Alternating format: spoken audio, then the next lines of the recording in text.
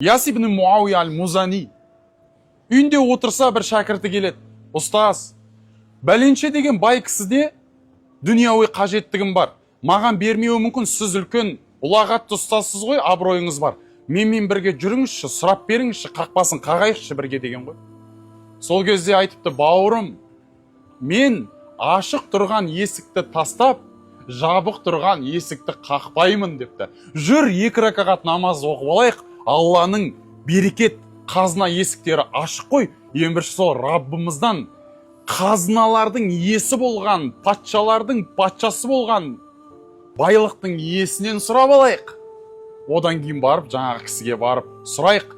Өткені жүректердің әміршісі Алла ғой. Кімнің жүрегіне саған деген ықылас салып қойса, ол кісі жүрегі ашылып саған сұрағаңды берер. Бірақ егерде Алла оның жүрегін жауып қойса, сен қанша жерден жағайымпаздансаң да, ол саған бермеймін десе бермей қояды дейді. Көрдіңіздер ма? Сондықтан да бұл өмірдің мәселесін жалғыз ғана Алла шешеді. Бұл әлемді Алла жалғыз өзі басқарып тұр.